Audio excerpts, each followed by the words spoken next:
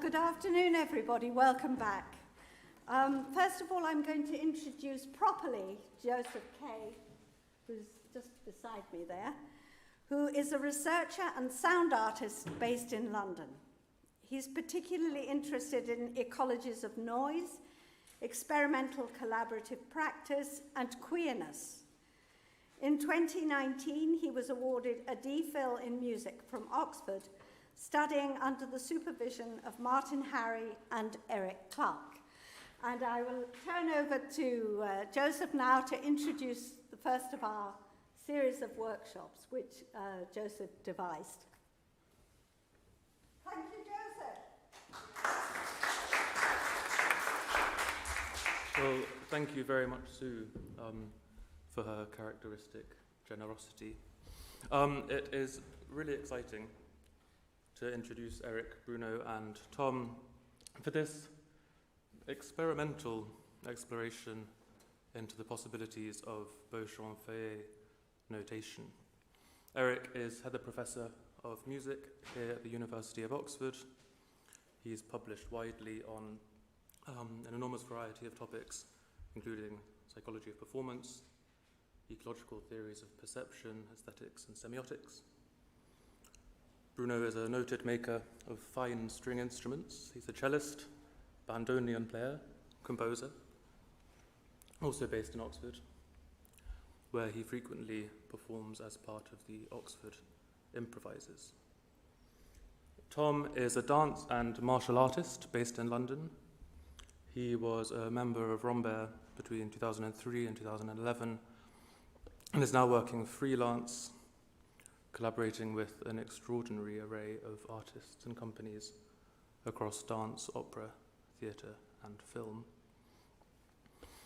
Not present today, but present certainly in spirit and joining us tomorrow physically is Estella Merlos, also a former member of the Rambert Dance Company. We're looking forward to welcoming her for tomorrow's part of the workshop. It's also a tremendous honour to have Moira Goff here with us.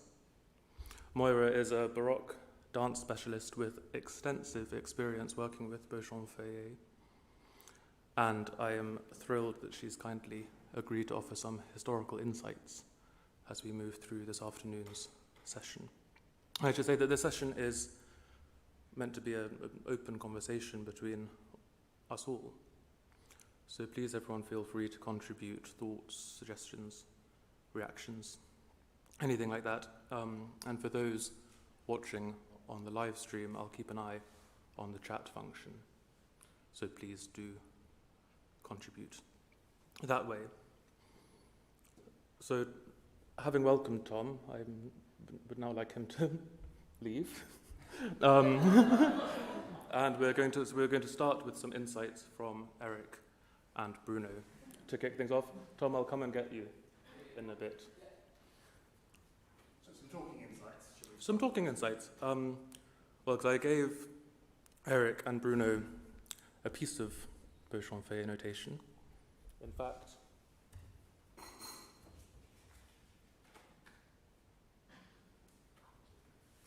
this piece, and they have been doing a bit of thinking about it. And I'd be interested for you to share some of your reflections so far. Great, thanks. Yes, so shall I start? Yeah.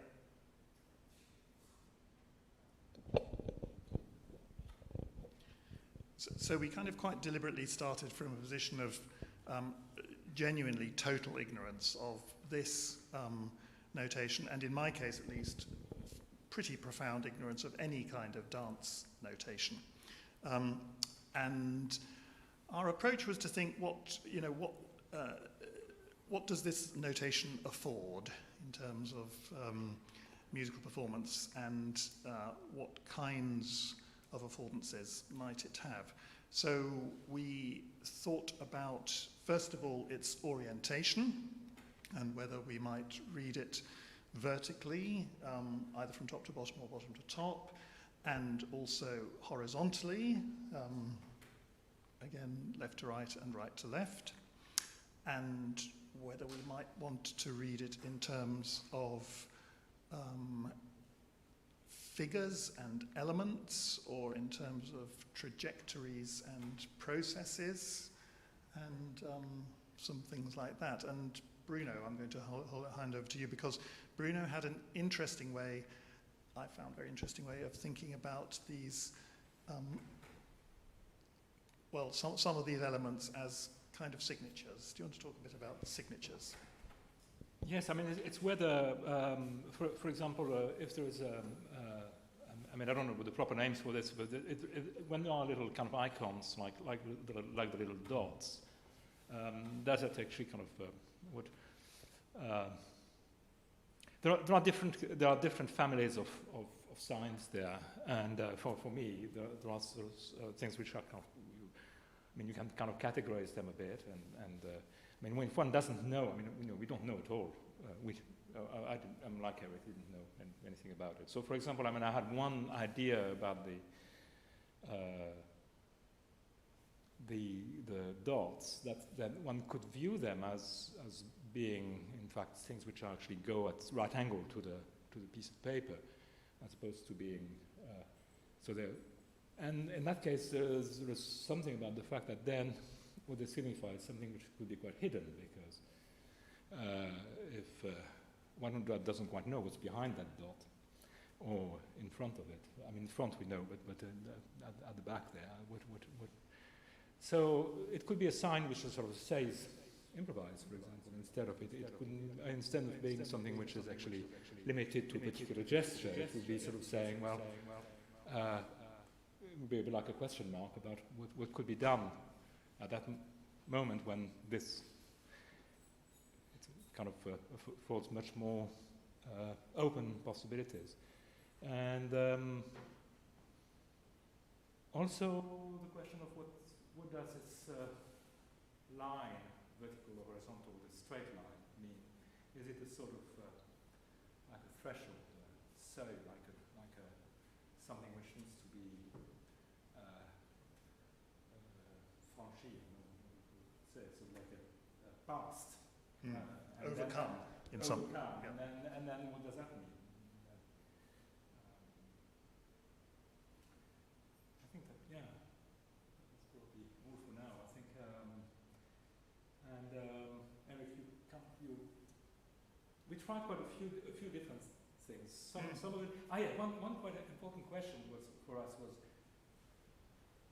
in the early days of looking at it. So we were saying, well, really, to give this thing its due, we need to do the whole thing.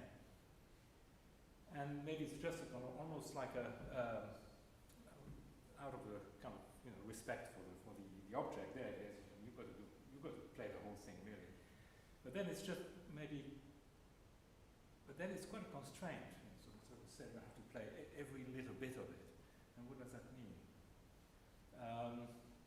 So we sort of kind of did that at the beginning, and then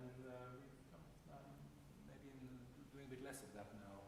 But maybe that's maybe gaining a bit more familiarity with maybe what I meant by that at that moment for myself was I need to get a little bit more familiar with this stuff. I don't know what it means, but all the same, I need to. Yeah, and I think just to finish, because we don't want to speak too long before we play, this thing about kind of respect for the notation and a feeling of duty somewhat towards the notation, that we must do it justice, is, I mean, that kind of Werktreu, as it's often called in musicology at least, that attitude of being true to the work and of being respectful to it, is of course actually a very historically recent attitude towards musical notation as well. People in earlier periods of music history were perfectly prepared to leave bits of pieces out that they thought were pretty rubbish or too hard or they didn't like the look of them, and to play other bits of it several times if they quite liked it or if the audience applauded a lot or anything like that. So the attitude of having a very partial, in every sense of that word actually, a very partial rather than impartial approach to the notation is something that is actually, interestingly, historically, not too far from where this notation comes from. But I think we don't want to say more than that, I think, and perhaps we will start with a first playing and dancing. That would be excellent. So, to kick us off... Shall I turn this off? Yes, probably, if that's okay. So to kick us off, I thought it would be interesting to hear Eric and Bruno's musical response, or a musical response from Eric and Bruno. Tom, meanwhile, in exile, is working on a movement response as well. Just press and hold. How do you turn it off? You press and hold the bottom. And we can experience a kind of collision of these two ways of working. But Tom could come in, yes, because we thought we'd do collisions simultaneously. I'll get Tom.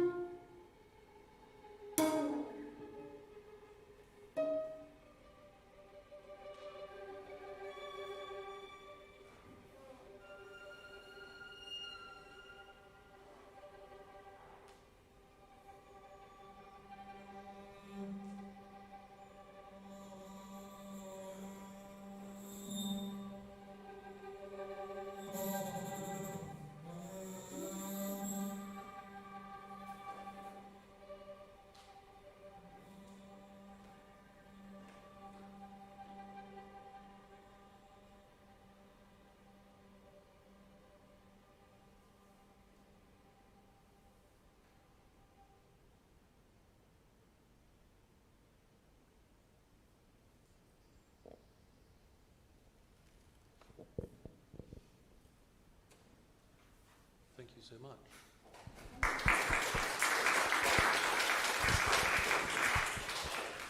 So, Tom, I would love to hear, once you've got your breath back, a little bit about the process that you and Estella have been going through over the last few days in terms of responding to this notation, and also where that process went all of a sudden in this space now with Eric and Bruno.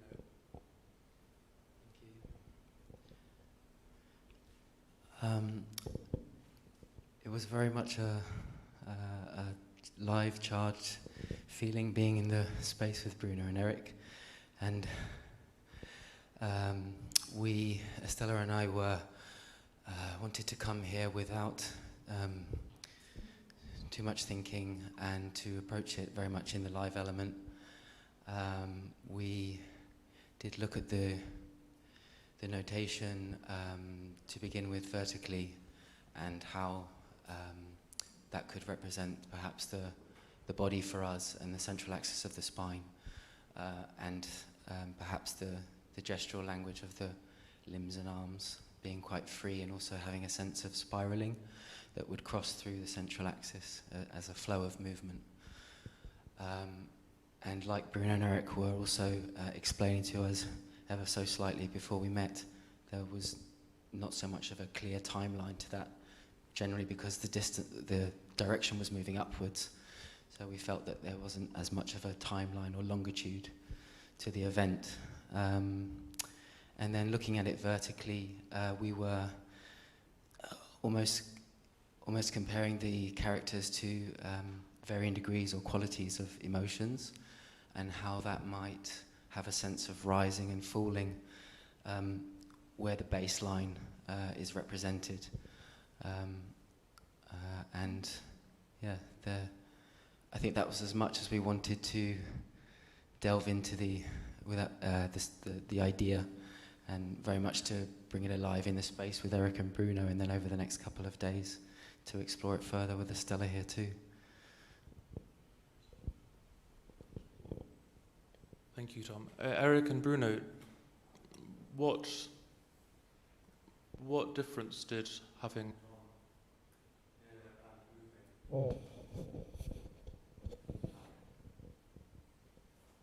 Yeah, I mean,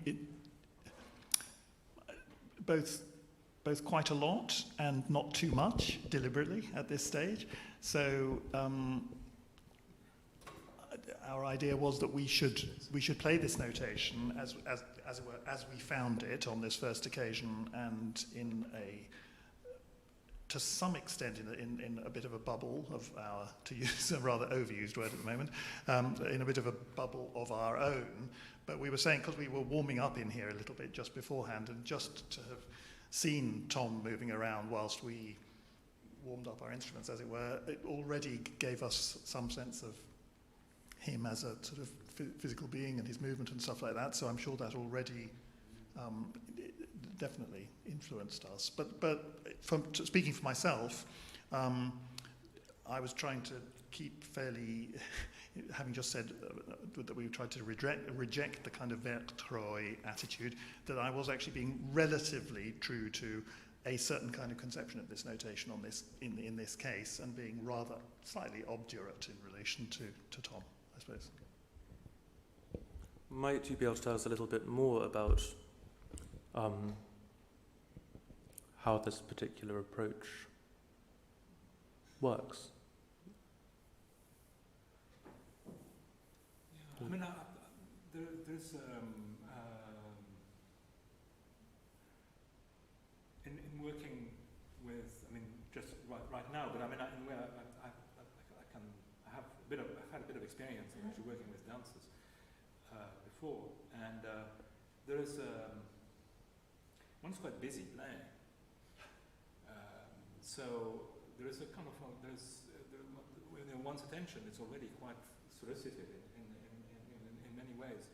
So there is, but at the same time, we are inhabiting the same space as well as all of you. You know, it's like Tom is moving, and you're also all moving, and we are in that space together.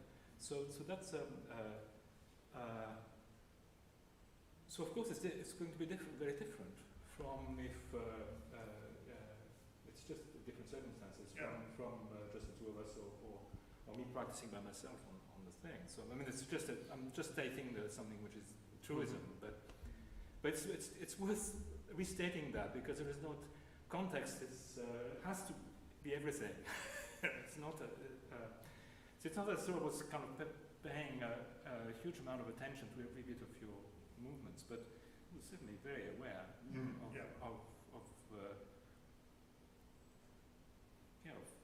there it is. There's this person moving. I sort of feel we should say perhaps just a bit more about what we did with this reading of the notation, because otherwise it just all seems a bit mystifying.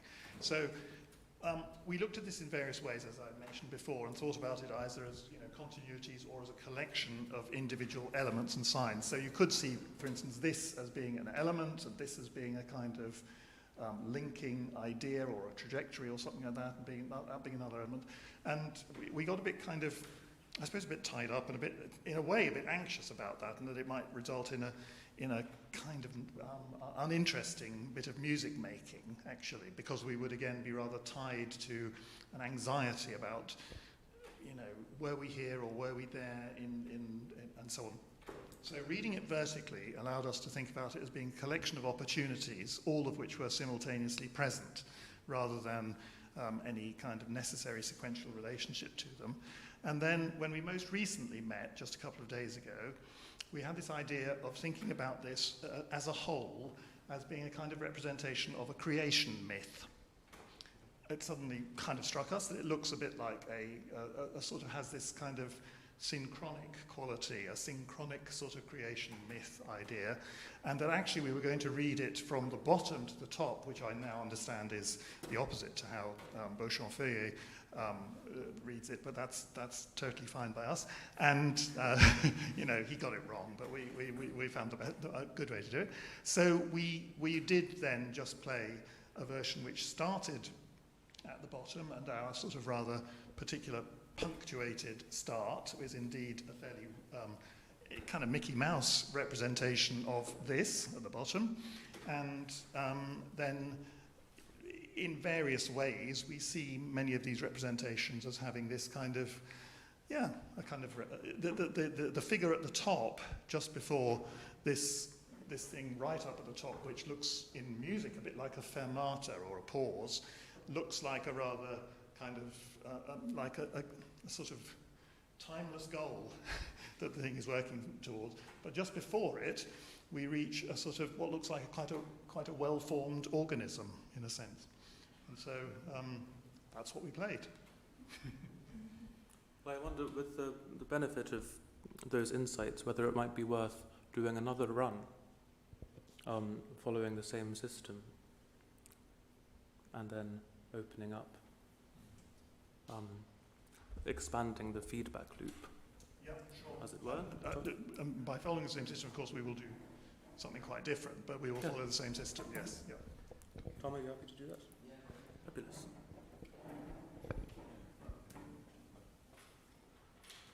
I mean, in this case, actually, deliberately quite different. Some kind of preparing the cello bits and stuff.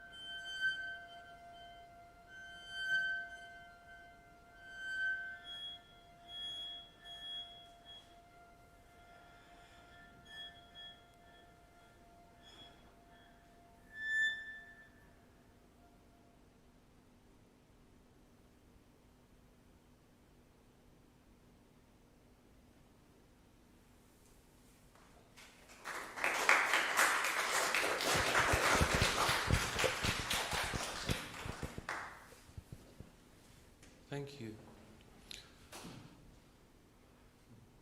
Thoughts? Feedback? Sue? First of all, that was amazing. It was really amazing to see that. And it's really interesting for us as an audience here to have that image up there. So we are seeing a kind of layering of interpretations that move through these different levels here. Well, what was interesting to me was the way you were talking about responding to the marks on the page, not in a denotative sort of a way, but in a very suggestive way. What was interesting to me was what I wondered what Moira could tell us about what it might have meant to an 18th century mind. not the dance or the music, but the actual, that particular image, because I thought it was really interesting the way you're interpreting those signs, those marks. And we're thinking, and it made me think, oh my God, you know, we think notation must always mean something, you know. But of course, it's meaning something to you, subjectively perhaps, but not. Anyway, I'll pass it over to Moira. I'm sorry to put you on the spot, Moira, but I'm always doing this, so people get used to me doing it. That was absolutely, I'm not sure about speaking to this. That was absolutely fascinating. I've got a few things I could say. One is that as somebody who works with that sort of stuff a lot, there are those marks on the page, and what's actually almost as interesting, more interesting, is all the white space around them. We haven't got a hope of knowing what the hell went on in that. There are various things I can say. I'm not sure I can put my brain into order. I mean, from what you said, it was really interesting in terms of how you interpreted this. My question is there no sense in those marks of any idea of music or musical rhythm? Can you see any of that in there? Yes, I'll speak about my group. Yes, and in a way, I think in both of us, we were quite keen not to be actually too trapped by that. Because there are, particularly in its horizontal orientation, if you can imagine just putting that up, so it's horizontal, there are lots of ways in which the single line along the middle looks a bit like, you know, a very reduced musical stave, and then the notations around it could indeed have, you know, pitch implications, pitch trajectories, and rhythmic articulations and stuff like that. But I think we both felt that could result in a really kind of fast, very uninteresting kind of interpretation as in the plane, because we would just be thinking, okay, you know, if you imagine that, here it is now, turn to this side. So let's imagine that we're reading it from left to right, and let's imagine that we kind of start with some you know, a sort of big and grand pause. Here's the fermata again in the beginning, and then here is some sort of pizzicato chord, and then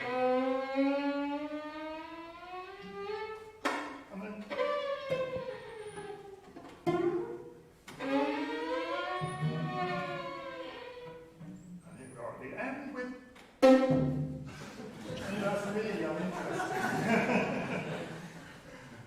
It's Mickey Mousing really in that sense of, you know, just and so we really wanted to try and get away from that.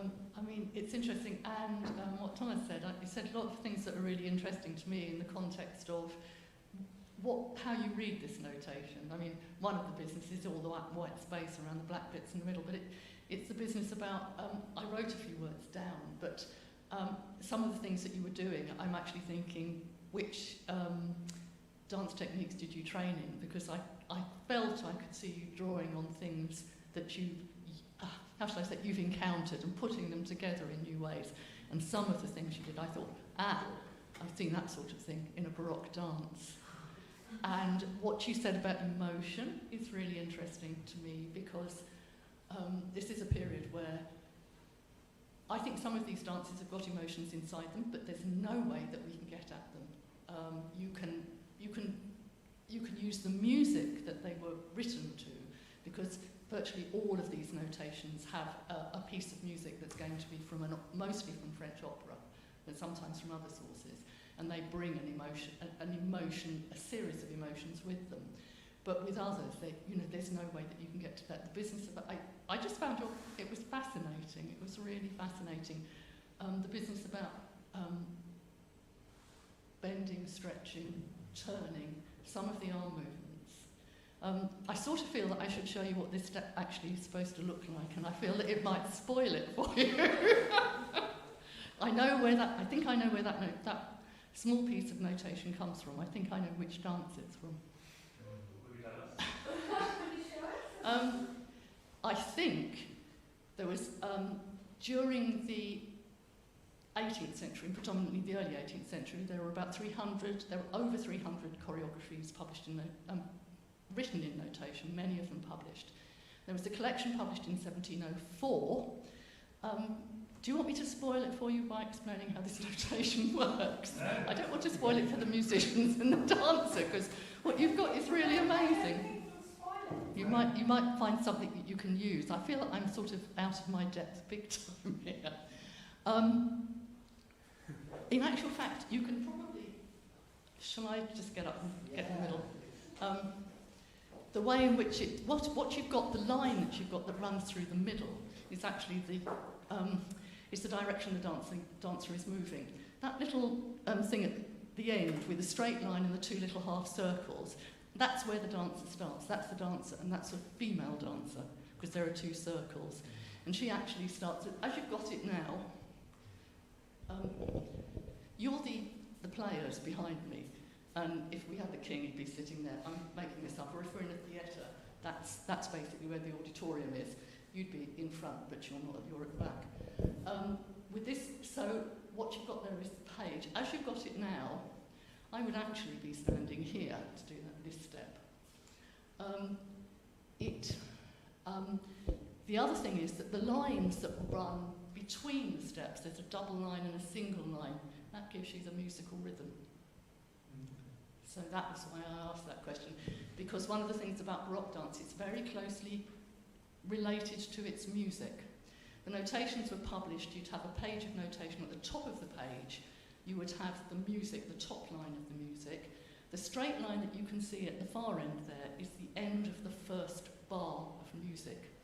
So this is a step that comes at the beginning of a page of notation, and that is the first bar of dance that corresponds to the first bar of music that you've got written across the top.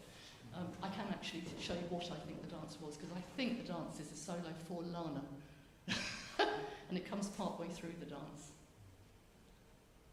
A solo, sorry, what? A forlana. Forlana. A forlana, yeah. Or forlan, however you want to pronounce it, but so closely associated with Venice. I think, I'd have to have a look at the notation, I think the music will be by Campra, and it's either L'Effet Vénitien or Le Carnaval de Venise. So it was possibly used in both of those, so we do know all of that. The step is actually used quite widely in stage dances, so you can get it in duple time or in triple time, and it looks slightly differently. Shall I just do it and you can see? I'll do it facing that way, then I'll turn around. I just hope I don't fall over. Take my glasses off. So, it's basically a coupe. Sorry, it's a coupe, a beat, and all of it. So, what I actually did was, you basically should go like that, and the arms like that. I do it the other way around. I'm sorry, I'm not doing good practice. I'm cold, so.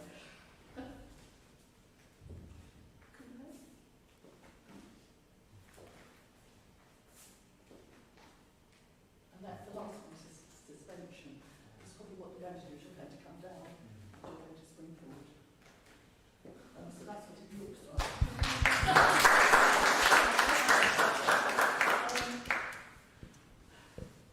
So what it's actually doing is it's putting down in a diagrammatic form. It's putting down in a sort of, it's not precisely abstract diagrammatic. It breaks the steps down into their constituents. And the notation was devised in the late 17th century, and the guy who actually did the original was Pierre Beauchamp, who was just one of the most famous dancers of that period. And then a guy called Feuillet came along, tidied it up a bit and published it. And it was widely used, I think, in the early 18th century. Is it a compositional device? Don't know. Is it reproducing dances as they were done? Don't know. Anyway, hope I haven't spoiled it for you. Thank you so but much. I mean, if people are interested, I can show them the notation that I think it comes from. I mean, if you want me just to do...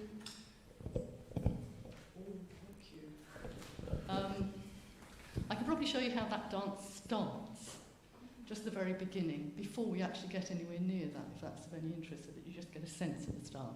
And then I'll sit down and shut up. I'm not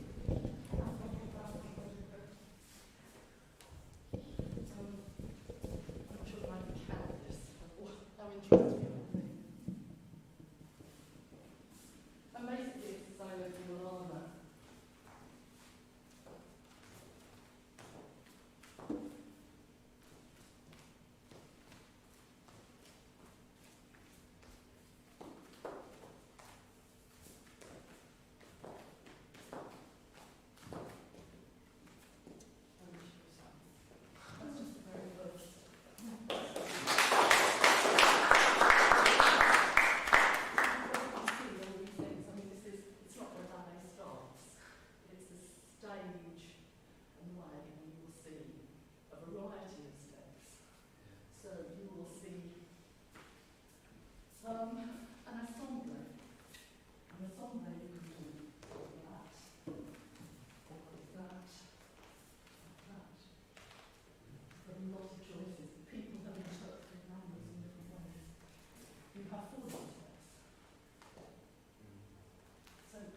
Very down up.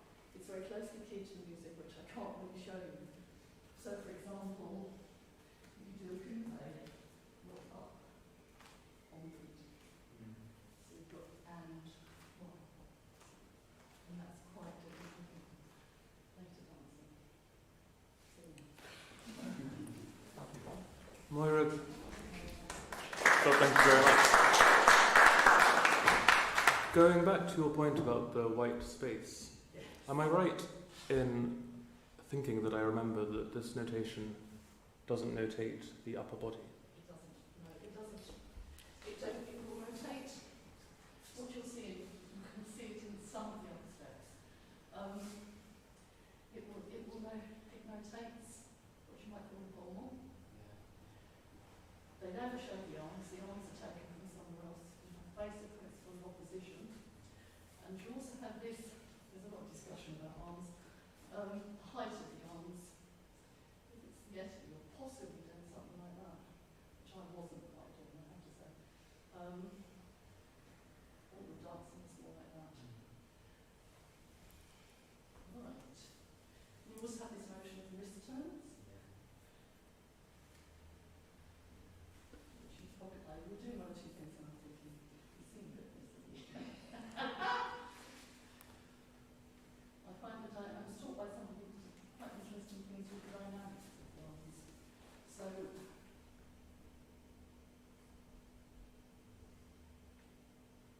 you've got different. So as you've got different dynamics with the steps, the other thing about this is dynamically I find this technique very rich, very, very sophisticated. It's very difficult to do. Very difficult to do.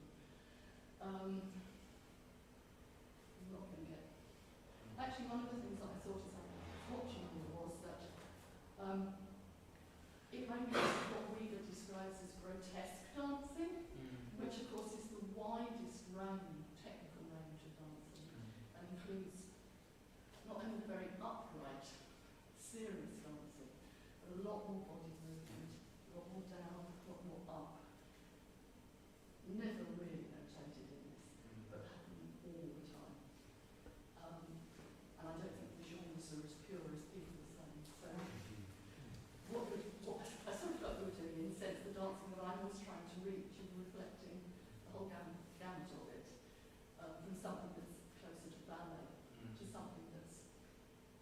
speciality dancing, character dancing, a whole variety of things.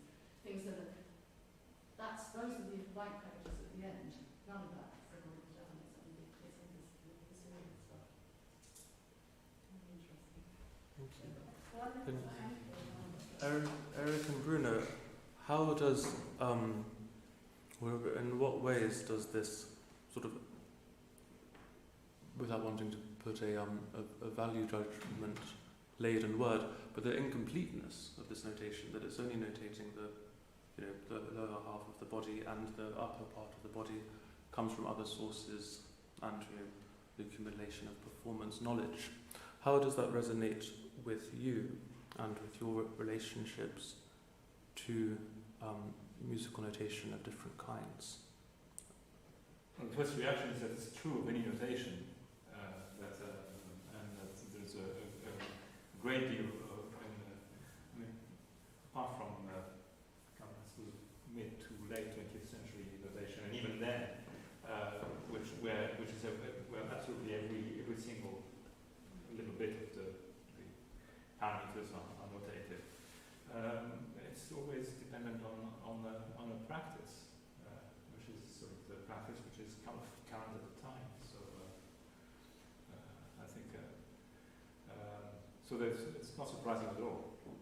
It seems to me that this is what notation is. There are these kind of objects of these bits of these arrays of marron paper, which mean something. But there are still bits of marron paper. Yeah. Incomplete by definition. Yeah. Not at the same level. So it's not starting.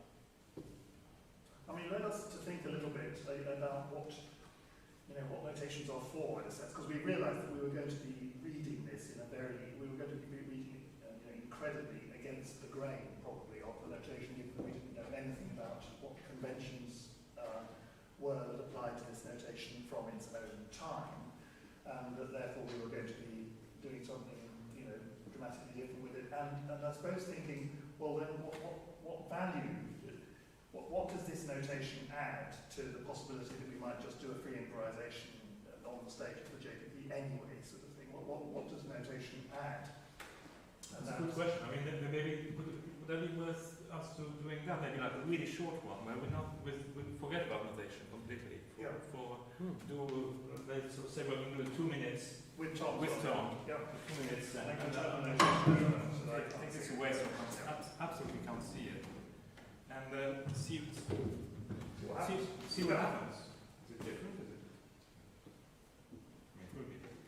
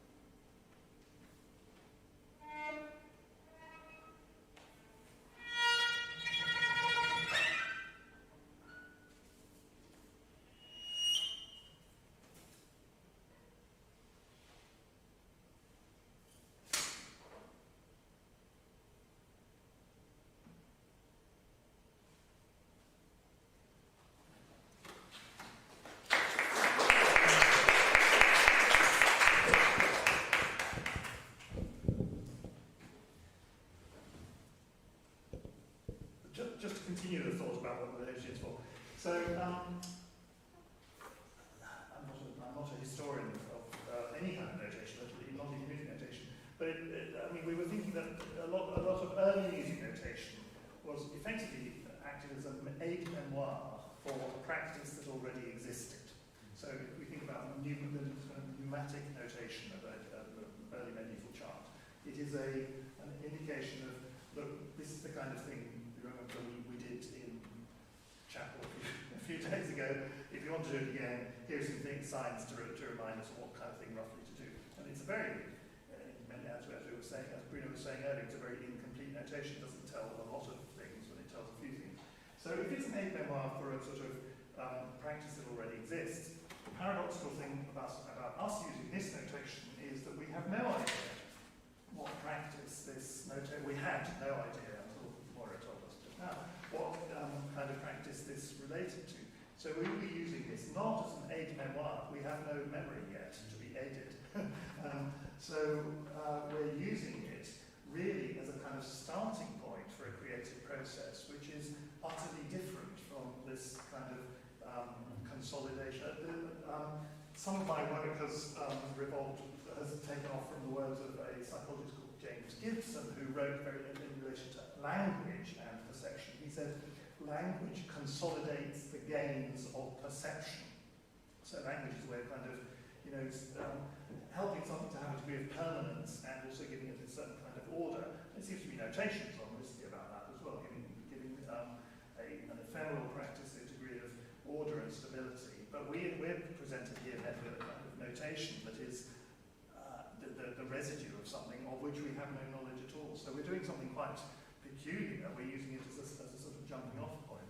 But then the history of many notations is that they start perhaps as being the residue of a practice, but they become the stimulus for a new practice. I mean, the invention of polyphonic music notation allowed composers to think about polyphony in a way that would not have been possible had they not then had the notation, and so on.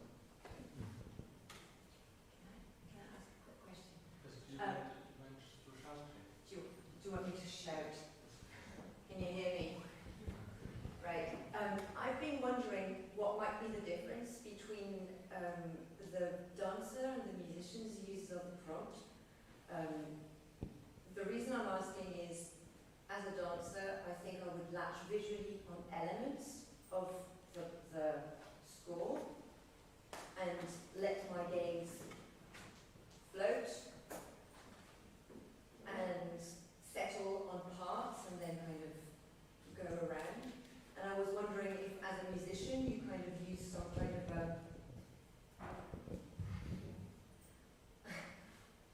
I can only think of either you giving a primacy to the visual and using purely the visual as a prompt that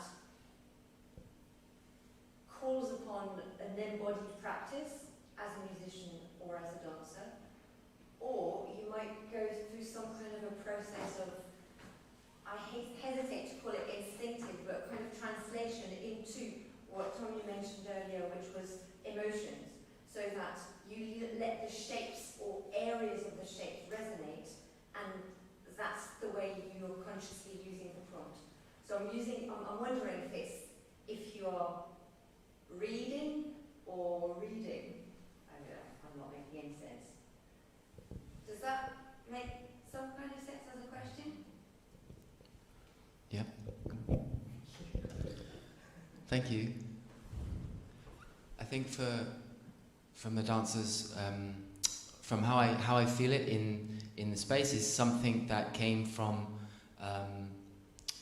It's momentary, and also it's something where I'm kind of relating it to the image or the residue in my, some kind of a residue in my awareness of the image, and I think I'm responding very much in the moment to Eric and Bruno. I wasn't using any kind of reference to pictorially what I'm seeing here, but it felt like more in the memory of my awareness, perhaps in my body as I was exploring it. Sorry, I don't know if I'm making too much sense. You are making complete sense to me, but yeah, thank you. Or how to elaborate, let me pass over to Eric. I have a follow-up question on what you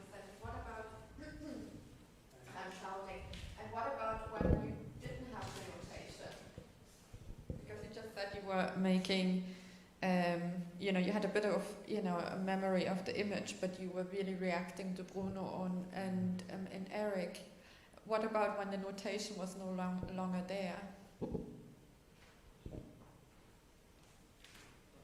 I think, like Bruno was saying, it feels like this is a place where we can depart from and explore from here. And I think bringing my own history as a movement practitioner and the different practices that I'm curious about in movement into this space was kind of an imbalance to how we were relating to the image, or I was of what I had in mind in movement. So it was kind of vague, I think, in terms of the exact details of how to relate to the image. But Estella and I are hoping that things will be born out of this exploration over the next, after this afternoon and tomorrow, Monday too. I think a lot of things in our practice tend to come through the movement and out of the movement, rather than kind of coming in with too much of an idea about what it could be or is. That's just how we work together.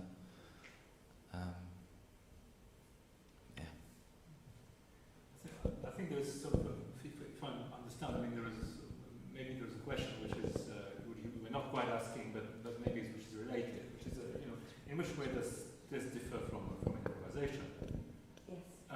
Yes. I mean, I don't know, the proof is in the pudding is in eating. In this case, I don't know if how short improvisation can spell or sound different. Of course, they all do sound different, but from where I see it, there is, if with a notation like this, kind of affords points of rest, of articulation, there is a sort of sense of articulation of parts, of the way of, and also a way of exercising one's imagination. And having decided on a particular discontinuity, a particular threshold, a step into something else, then one needs to kind of follow that thing through. And of course then it's actually also a relationship with somebody else who's in the space, with you guys and everything. So you're not going to follow something through possibly to the end. It's going to be interrupted by other things.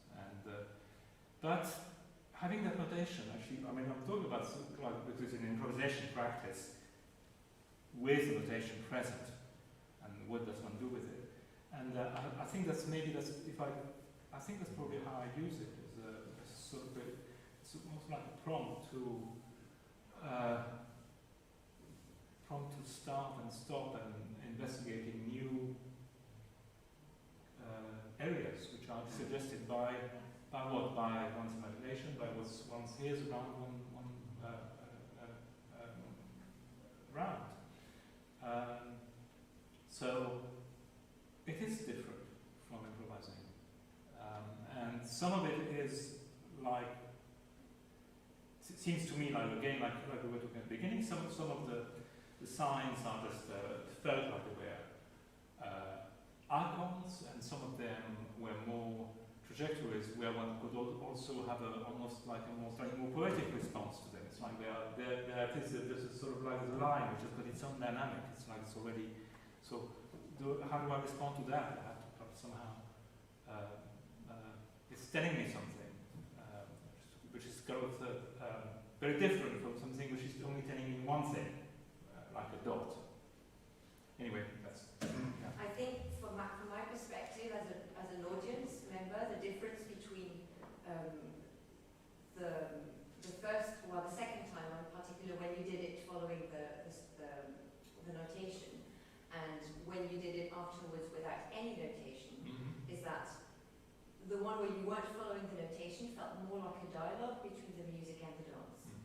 The one before that, it felt you were all contributing towards the same discourse, and that it was taking a more general shape that was following the shape of the notation. Yeah. That was the way I perceived it. Maybe I'm thinking wrong, but yeah. I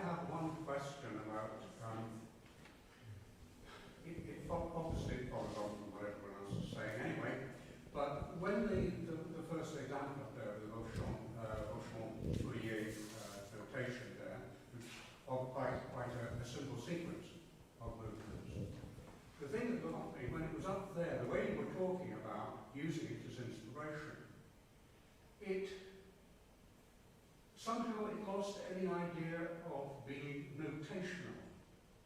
That was actually representing a unique set of events. And I thought to myself, well, it's just a backdrop. It's an interesting design. We could have Andy Warhol's portraits of Jackie Kennedy there, because it's got a rhythm. You can respond to the covers and whatever, and get something out of it.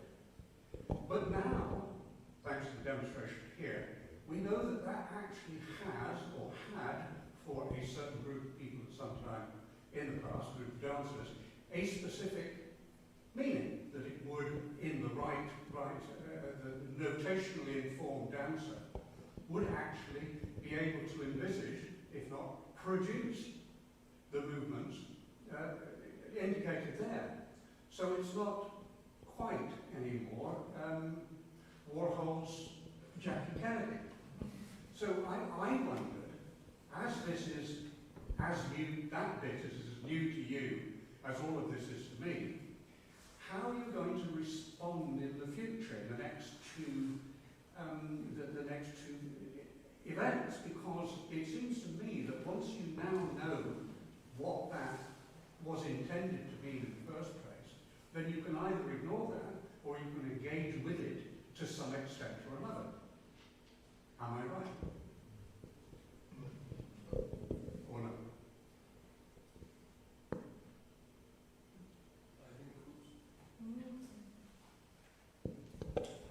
I think it will be interesting, would be interesting to try out in a little bit what will happen with another piece of Beauchamp Feuillet notation. I have a what I think is a galliard, and I also have some sort of circling motion. And grammatically, they are similar, but of course, in the way that we've been thinking about them, perhaps in this non-denominative capacity. Yes, I was actually going to respond to Ed in a way, and to you, and to something that Eric said earlier, because he brought up the issue of language. And if we think about Wittgenstein talking about grammar being a form of human life, I'm wondering if it started to feel to me as if a grammar were being brought to bear upon the interactions between, the visual the visual image that you are responding to, and the movement and so on, and that in fact it doesn't matter the fact that whether you know what it means or what it is or whatever, that they're instinctively, as Joseph was just suggesting, that there's a kind of, I think grammar is the only word I can think of to think about the failure of this microphone. It's grammatically nil at the moment. Is that I just wonder, is that part of what is happening? I mean, I feel as if there was an extraordinary response to having the image up there, the image of the notation, but it mattered that it was somehow meaningful to something, to someone else in a different century. It didn't bother me that whether it was, But if that's the case, Sue, why would we choose this particular illustration as opposed to any other illustration? Because we were starting from the point of view of thinking about this notation. Thinking about it as notation? Yeah. Okay. Rather than what it notates? I don't know. I didn't set it. Just to tell you a little bit about the origins of this, it came from me looking up what a courant was on Wikipedia, because I was trying to play a courant and I didn't know what it was, and I found out today from Moira that actually it's not notation of a courant, after all. So the whole thing was entirely arbitrary, and I was drawn to it. Purely because I thought it was visually pleasing. And then when I found out that it was only a notation of the bar, I thought from the point of view of the graphic notation, this is really fascinating how much information there is. That microphone's not working, by the way. That's one space. Yeah.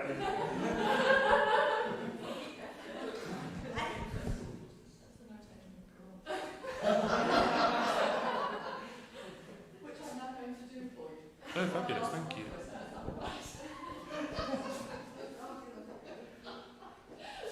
Sorry, I'm very badly behaved. I apologise. One of the things is the grant was actually it was dance that was done at balls. I don't think it was ever really done on stage very much, because by the time stage dancing took off, the grant was out of fashion and been replaced by the minuet, which is done endlessly on stage. There are two sorts of grant step, and that's what I've just given you the notation of. And it's a part composé, and I just hope I don't fall over, I probably will. Basically, sync, rise, slide, sync, spring. That's the short chrono step. I'm just going to see, in dance terms, we count them in 6, and I probably can't do this. 1, 2, 3, 4, 5, 6. The long chrono step is a coupe followed by a jeté. And again, you've got 4 beats of the coupe, which is 2 steps, and then 2 for the jeté, basically, a sync and then a spring. There's a lot of discussion about the precise timing, which is irrelevant in this context. 1, 2, 3, 4, 5, 6. So you can actually put them together, I hope.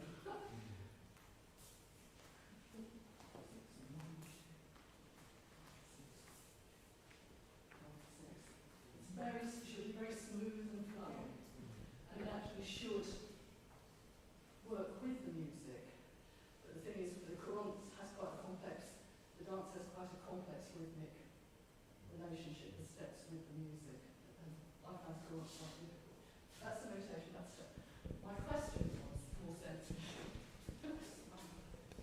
It's the one that works. My question was really, and it's for all of you, how much knowledge, if any at all, did you bring to what this thing was? You knew what it was, more or less, up to a point. But did you know nothing at all? Nothing at all. And did the dancer know nothing at all? So you didn't know that it was dance notation? I knew it was dance notation, but I didn't really have any background knowledge about So did you know when? Did you have any idea what date? Yes, yeah. I mean, I was very attracted to this beginnings of classical ballet actually. Yeah, So yeah. I do have some experience in watching some of those videos of those dances. Yeah. I'm going to be, I mean, what came out to me from your performance is that you were referencing a range of different dance genres. So you're referencing to me, and I don't know all of them, but contemporary ballet, and there were references to Baroque. And some of your ballet references actually do reference Baroque. There's another step, which I can't reproduce what you did, but basically it was this sort of thing. And in fact that does occur. That occurs in a particular stage dance. So these sort of sequences. And I could see that sort of thing, so I could see a whole gamut of stuff in what we were doing. And some of it where you were drawing on visual memory, physical memory, things that you'd seen, things that maybe you'd seen, things that you'd done at the same time as responding to the musicians who are coming from only those marks on the page. Well, no, not really, because certainly not coming from any historical place that has anything further than this marks on the page. But actually, what we are really coming from is a fairly long history of playing music together, Bruno and I. And actually, one of the things that we felt most keen about was that this notation should not prevent us from playing music together, because the danger about notation is that it can prevent music as well as enable music. And when we first started, we've met 3 times with this notation, and the first time we met with it, we both felt that it was preventing us from playing any particularly interesting music. And so we wanted to find a way of using the notation that would allow us to play some worthwhile music. Well, I mean, whether you all regard it as worthwhile, we leave entirely up to you. But we wanted to do something that we felt we had actually communicated musically with one another, and also had the potential still to communicate with a dancer who might be with us. Hello, thank you. I suppose my question is about duration, because what I found was really fascinating is I'm not quite sure how long your first improvisation was. About 5 minutes? Or We were aiming at 4 to 5 minutes, yes. 4 to 5 minutes. But in fact, and that was in some a response to that. But the actual duration of what Moira showed us was probably something more like 2 seconds. And it caused me to reflect on Bruno and I in the past when we were working with, we improvised with poetry by Varney Capildeo, and I remember thinking then how much longer the music and the dance needed to respond to a couple of words, and that we couldn't. Varney could say in a very short time a huge number of ideas, and we felt, and I felt this in other things as well. I think I just need 2 words and 5 minutes to reflect on them, really, and it felt a bit the same thing. I'm really intrigued by how notation can reflect duration, really, because there was no indication from that symbol of obviously if it had been on the page with the bar of music above it, that would have made it much clearer. But that represents a very short, very sophisticated little phrase of movement, but something's duration very short. I find that fascinating. It's one of those things, if you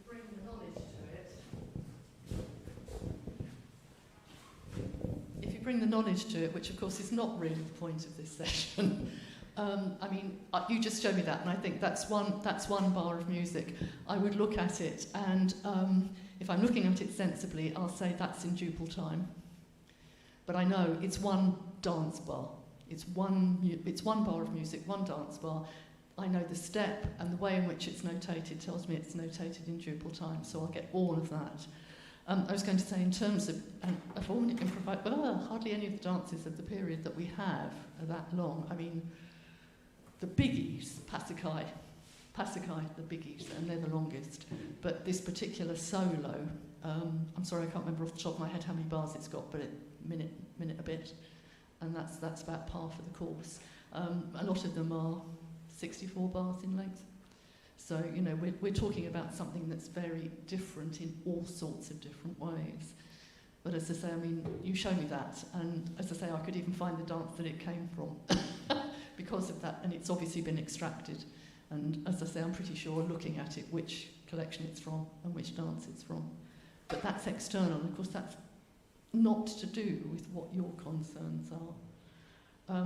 I suppose my question was really what might be brought unconsciously to it, in terms of knowing 1 or 2 things and then drawing on experience and memory. Can I also maybe quickly mention that there is also, we are not I can't claim complete innocence in this on one level, which is there are contemporary or 20th century notations which look a bit like this. Thinking about the kind of works of Cornelius Cardio, which have they visually actually they have lots of similarities, and he doesn't specify. His notations are extremely complex and both complex and open. In a way, the challenge is to bring a specificity to each. There are whatever how many pages there are in the treatise, 60 or but each page needs to have its own specific reading. So, having encountered and sometimes maybe sometimes struggle with can't you offer scores, was for thinking, well, it has quite a lot of similarities of being something which is kind of visually quite complex and gives all sorts of tools, like a box of things to reflect on, to make music from. But I suppose I'm saying this just to say that I'm not completely. There are things in 20th century music which actually resemble this. Could I just and just to also say very simply and briefly, Moira, when I was observing you and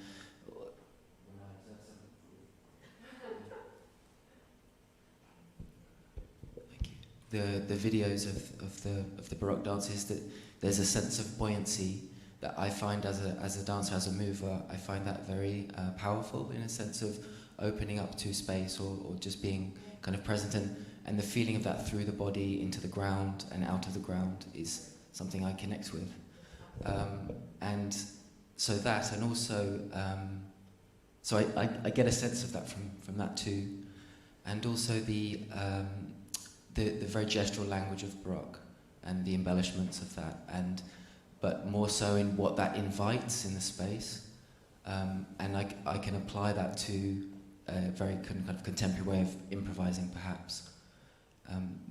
What is being suggested of this? What is the space opening up for suggestion through the movement?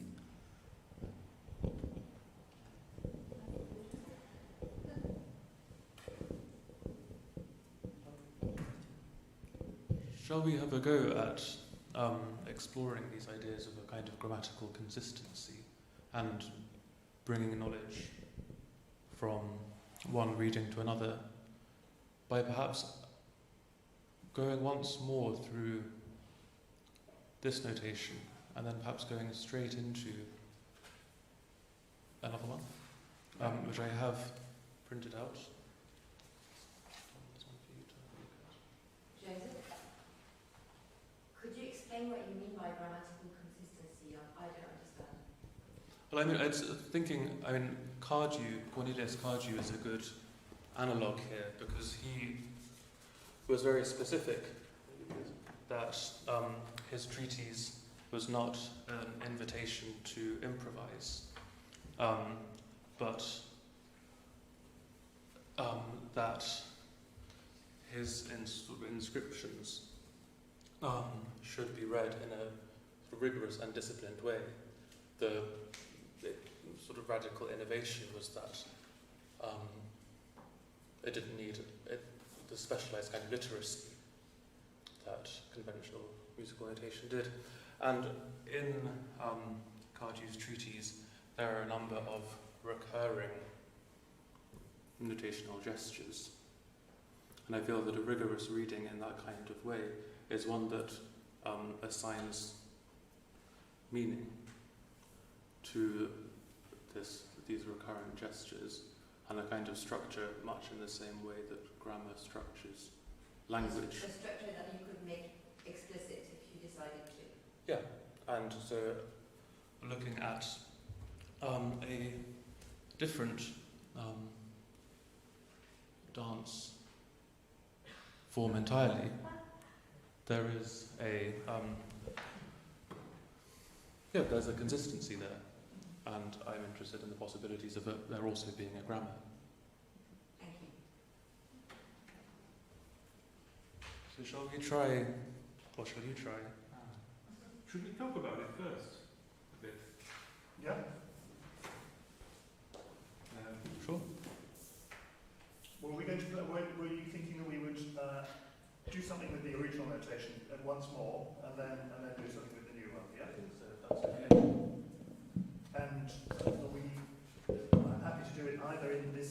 horizontal orientation or to return to our vertical orientation, whatever. Vertical?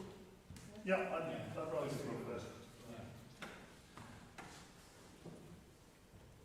So kind of, it's the idea that for both readings we do something which is actually maybe kind of slightly more kind of linear, like taking into account what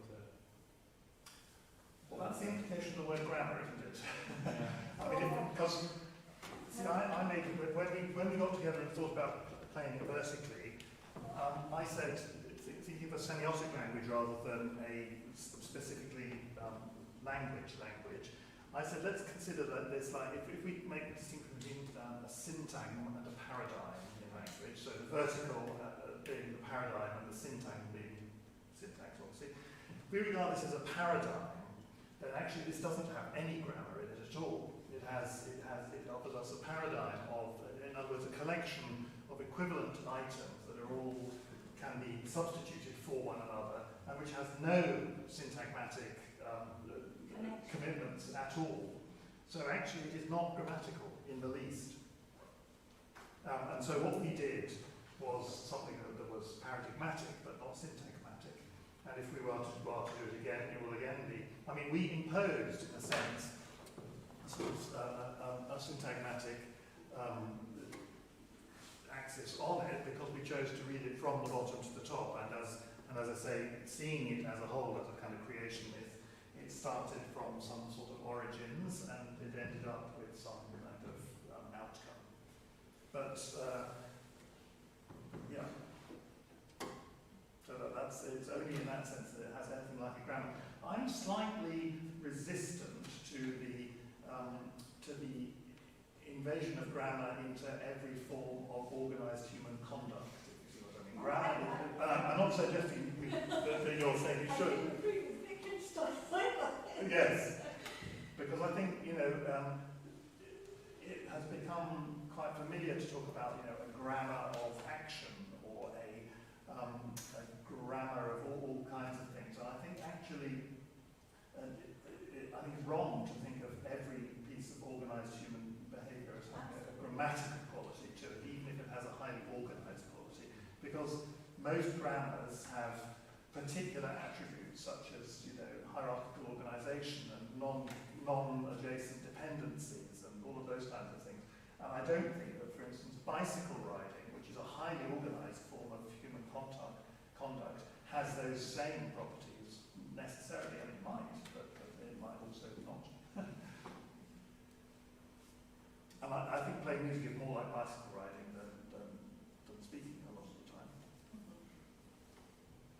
We try to be tremendously aware of our terrain the whole time, and we're always adjusting to it.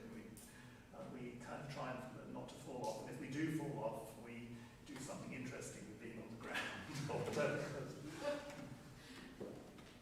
So should we try another vertical reading of the notation of that? Yes, but in which ways is it going to be different from the previous two?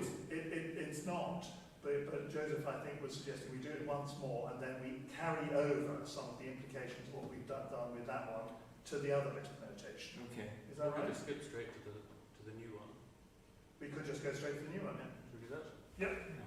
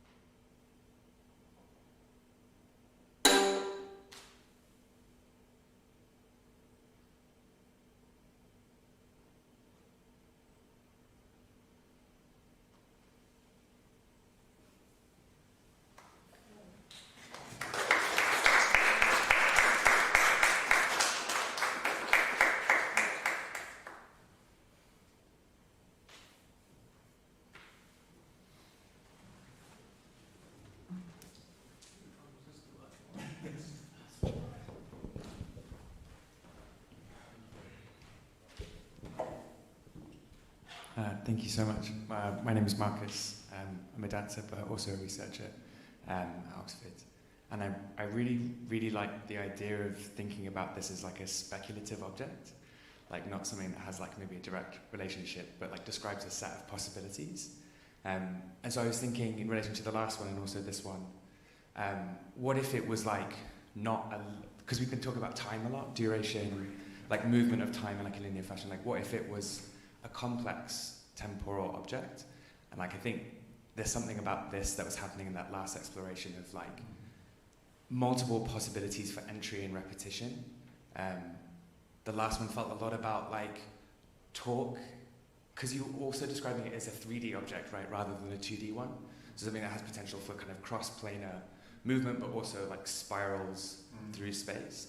So I was thinking, last one was a lot about like the torque and momentum of twisting around the object, but like this one really felt about the interval between like the gaps of the objects in the way that they're assembled. So that's kind of what I was wondering about, those like intervals of bounce and respond between the elements, but also between how you're playing with each other.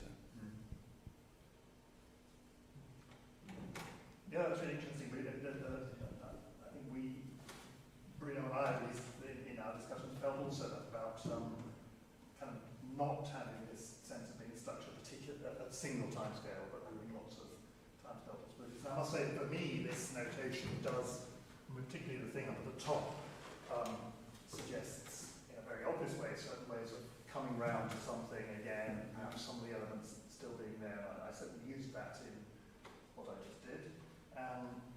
Just as this sense, I mean, there is something about that straight line in this notation that seems very, very hard to ignore, but it could be realised in a lot of different ways. But there's, actually, it's interesting you mentioned Passacaille and the idea of Passacaglia, the idea of a kind of underlying continuity that somehow you want to feel that there is something that is always kind of always there or going on or something like that. Yeah.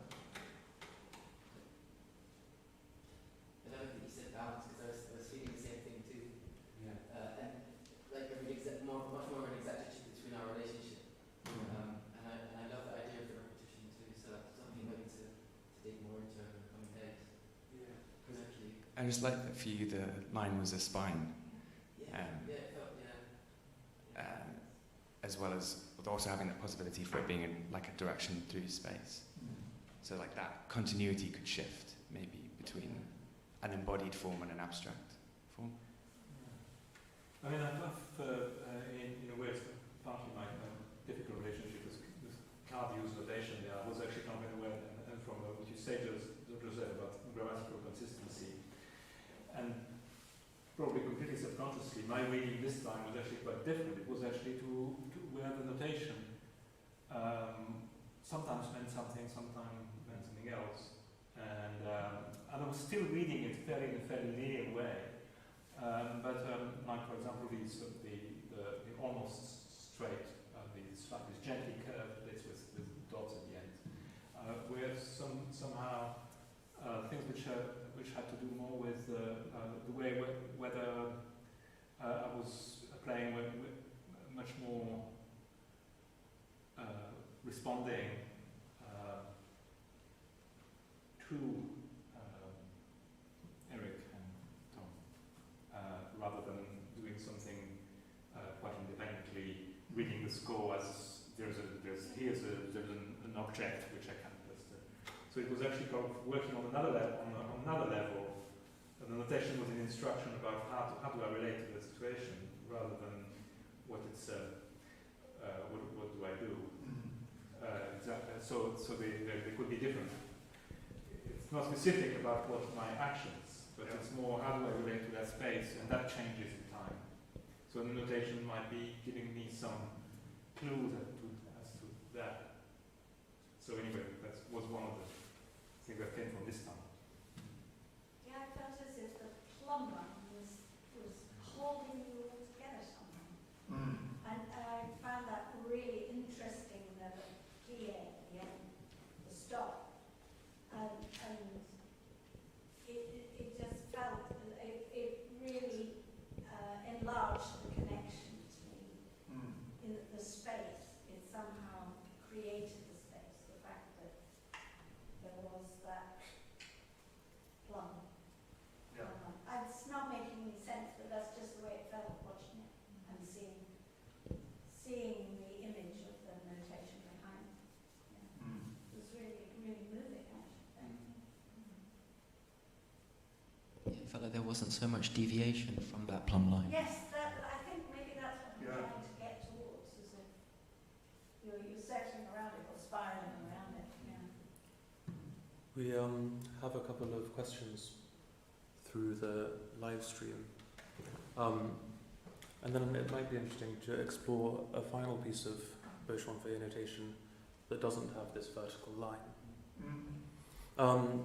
Alice Oswald asks, since notation depends on practice, is it fruitful to decide which practices dancers and musicians have in common, for example, phrasing, pausing, etc., so that a common expressiveness can be reached? That's a great question. I think the answer is yes. Is it fruitful? I think it would be really fruitful. I suppose I think it's not the only way to think about this notation. One of the things that notation can do, particularly if it's being read by three people coming to it from, well, we always come to it from slightly different perspectives, but somewhat different perspectives, particularly at the moment. One thing they can do is to create kind of very heterogeneous rather than homogeneous possibilities themes that are also interesting to explore, things where there is not very much commonality, but by virtue of this kind of collision creates something really interesting. But going back to, it was Alice Oswald who said, yes, I mean, going back to Alice's suggestion, yes, I think that is a really interesting thing to think about. And Bruno, I think, already mentioned some of those things to do with articulation and a sense of, a dynamic in the sense of, not of course in terms of loudness, a dynamic in terms of moving towards, those things are tremendously in common between a dancer and musicians in principle. Yeah. And intention in time, which has only got so much sustaining power. We have that in common. There are phrases. One doesn't do a phrase of 25 minutes. There's calculation. But it might not be the same at all, though, from dancers and musicians. It feels very much commonality in that respect. Around listening and space as well. Yeah. Silence. Absolutely, yeah. That feels really important from a dancer to a musician.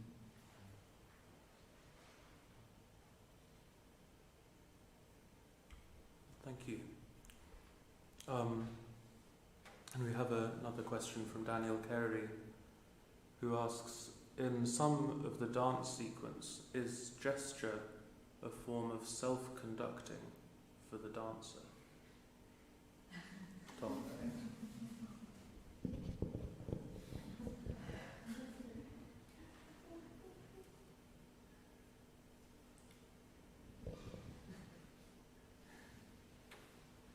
Meaning having my own story in the space? Is that perhaps? Well, I wonder whether the same question can be asked in musical terms, whether musical gesture is a form of self-conducting for the musician. Yeah, I think it really is, and I think actually you see it in free improvisation, I think, quite a lot. I mean, I think it's a really interesting way that Daniel has described it, because the sort of thing that I quite often see when I see other people doing free improvisation is that they will be playing something. I mean, just to give a completely arbitrary example, I'm playing this. I'm playing like this, for instance, and those completely extraneous body movements are part of, I think, at least sometimes they are part of trying to give a sense of motivation and intensity and continuity to something which might not have it tremendously in it yet, and which it needs, or someone who's going. Now, if I do the same thing and just go,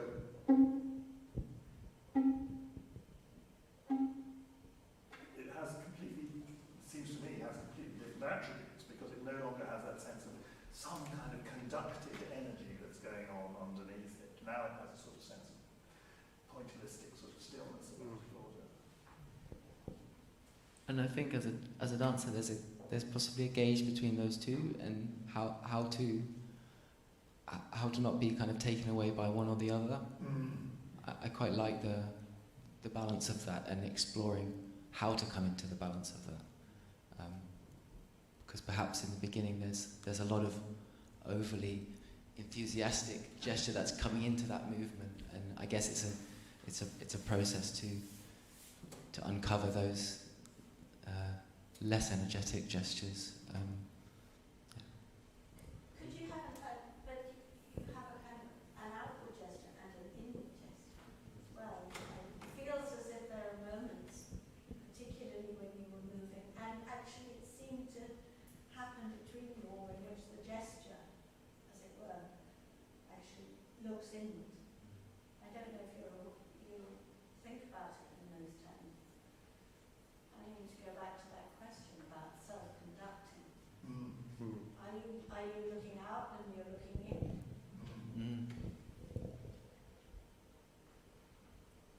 Well, thank you for Or, those. his gesture always to the outside. Well, I guess it's coming from the internal intention of that gesture. Yeah. So there's always that connective. We're living at that threshold. Yeah, that is on that threshold, yeah. Is notation also then at that threshold? Possibly. Well, thank you very much, Alice and Daniel, for those extremely stimulating questions. Would you be interested to see another piece of notation that doesn't have this horizontal imperative?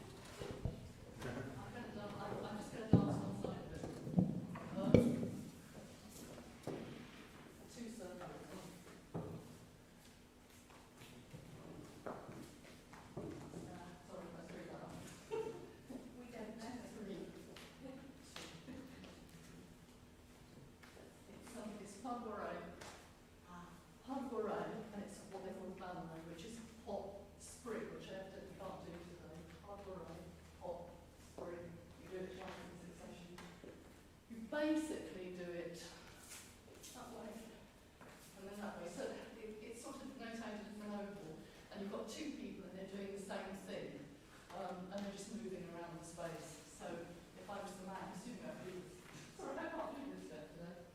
Again, they start facing one another, and they're going to go. They're actually going to do pretty much the entire circle, but then they're moving. They're moving in one circle, but it's notated. The way it has to be notated, it looks as if one's outside the other and they're not. I mean, a pas de bourrée is a pas de bourrée. A pas de bourrée was a pas de bourrée in the 17th century, and it's a pas de bourrée now. And really, once you get into it, it's pretty much, theoretically, it's different, but in practice it's not. The balance, which I simply can't do today, is basically hop, spring. Is it like a folk way as well, or like a folk music way in three? Is it in three or is it? I think it's probably. It looks to me as if it's 1, 2, 3. Usually with a ballet, you don't use ballet in triple time. But the other thing is that the little lines between the straight lines, the curly lines, actually show what the give you an indication of what the time signature is.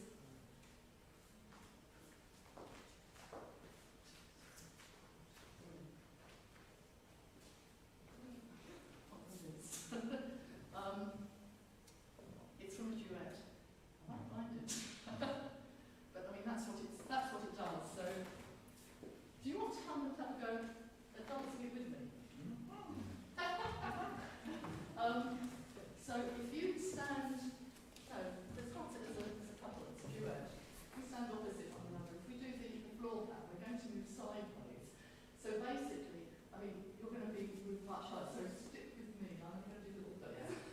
So basically, if we change places on a curved line, so you go that way, and you end up where I was, and then you just keep going and end up where you were, and do the same thing, and move sideways.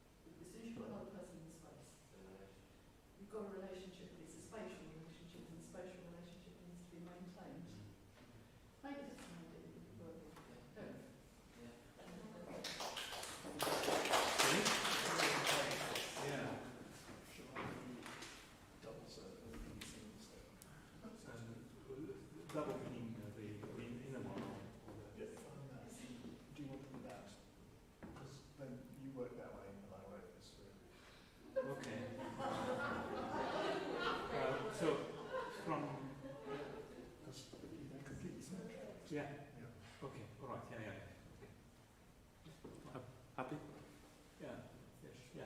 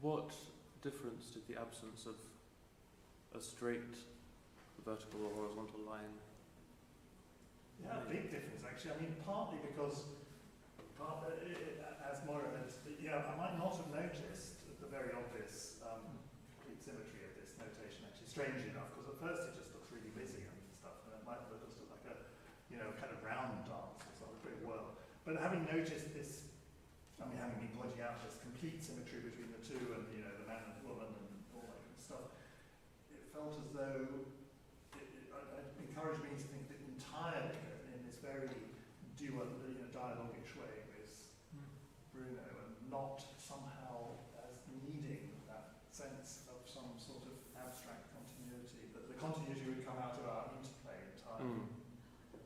Yeah. And Tom, where did that leave you? It left me in space. It left me wondering and watching. Yeah. I felt like, sorry, but I felt like, because that was the question asked, I was like, where are you going to go? But then I was thinking he was just the presence in the middle. You know how we were speaking about the white space earlier? Yeah. He's the white space, imagine yeah. dancing, actually. I can only imagine him as a presence, but you might see. Imagine it that way either. So, yeah. But just something about the symmetry, which I found really fascinating. I saw the symmetry in the duration of the pauses that you allowed. Like I don't know, there was a certain rhythm to what you did not play. The silences in between them were very symmetrical, or they sounded. I received them like that. And there was also a rhythm between the two of you and the screen. Yeah. Really, I could feel that happening. Like I think that's partly why we see Tom as the white space somewhere.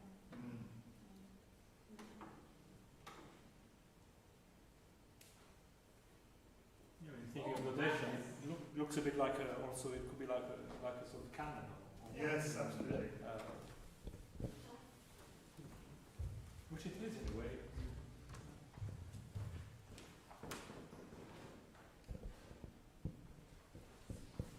I was like thinking before, as you were responding after that last one, you were saying that like notation could describes like a potential of how to relate to the space, and then like hearing that this is a duet, right? And that you were saying that the emphasis is on like the maintenance of that relationship. That like what if the score, we've talked about like affect and time, like also proposed a kind of like ethical set of relationships for how to perform or engage.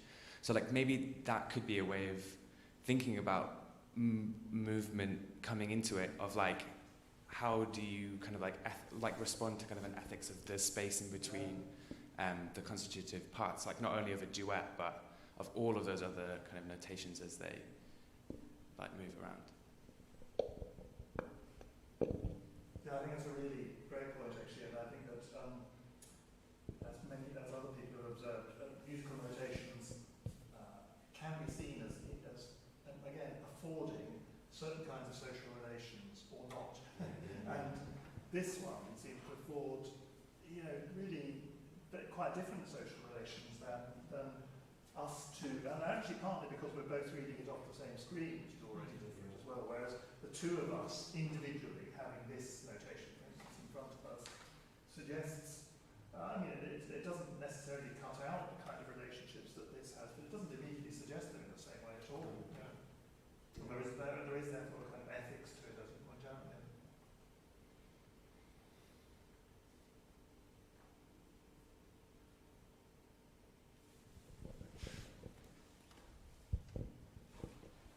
Does anyone have any closing thoughts?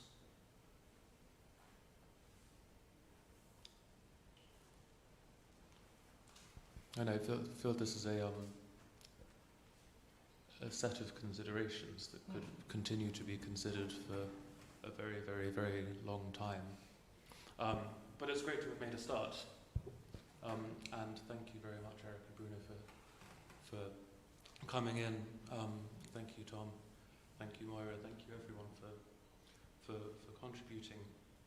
Tom, Estella, and I will be digesting these thoughts over the next couple of days, including at an open workshop tomorrow between 2 and 4. Very open workshop. I sort of hope that it will be conversational again. I think that's our time. Yeah. But thank you so much, everyone. Come to the rest. Yes. And it was truly amazing. It was truly, truly amazing to get so much, so generous and many questions, so much discussion on this part. Thank you, Joseph, for Thank you, Sue, for having us. thinking of it. And thank you for it's just amazing how you've come together without, this is the first time you've actually been together in a space. So it again gives it another dimension that you may not have thought of originally. But anyway, I'm going to go on pondering for quite some time the issue of what do you take